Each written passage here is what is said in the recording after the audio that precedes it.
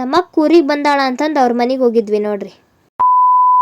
College ರಜಾ ಇತ್ತಂದು ನಾಷ್ಟ ಮಾಡ್ಕೊಂಡು ಬರ್ಕಂತ ಕುಂತಿದ್ದೆ ನೋಡ್ರಿ ನಾನು. ಆಮೇಲೆ ನಮ್ಮ ಮಮ್ಮಿ ನಮ್ಮ ಅಕ್ಕನ ಮನೆಗೆ ಕರ್ಕೊಂಡೋಗಿತ್ತು. ಅಕ್ಕಿಗೋಸ್ಕರ ನಾವೇನು ಹೋಗಿಲ್ಲ, ನಮ್ಮ ಶಿನಿಕಾಗೋಸ್ಕರ ಹೋಗಿದ್ವಿ ನೋಡ್ರಿ. ಆದ್ರೆ ಪಾಪಕ್ಕೆ ಅಳಾಕತ್ ಬಿಟ್ಟಿದ್ಲು. ಆಕಿನ ರಂಸ ಬಿಟ್ಟು ಫ್ರೆಂಡ್ಸ್ ಜೋಡಿ ಮಾತಾಡ್ಕೊಂಡು ಕುಂತು ಬಿಟ್ಟಾಳ ನೋಡ್ರಿ. ಆಮೇಲೆ ಆಕಿನ ಮಕ್ಸಾಕ್ ಎಷ್ಟು ಚಂದ ಹಾಡು ಹೇಳ್ತಾಳ ನೋಡ್ರಿ.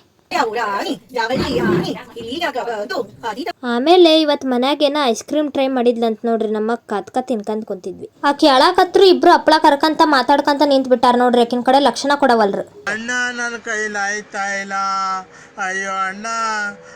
ಆಮೇಲೆ ಊಟ ಮಾಡಿದ್ವಿ. ಊಟ ಆದ್ಮೇಲೆ ಆಕಿ ನಾಮಕರಣದ ಫೋಟೋ ನೋಡ್ಕಂತ ಕುಂತಿದ್ವಿ. ಆಕಿನ ಫೋಟೋ ಆಕಿನ ನೋಡ್ಕೊಳಕತ್ ಬಿಟ್ಟಿದ್ಲು ನೋಡ್ರಿ.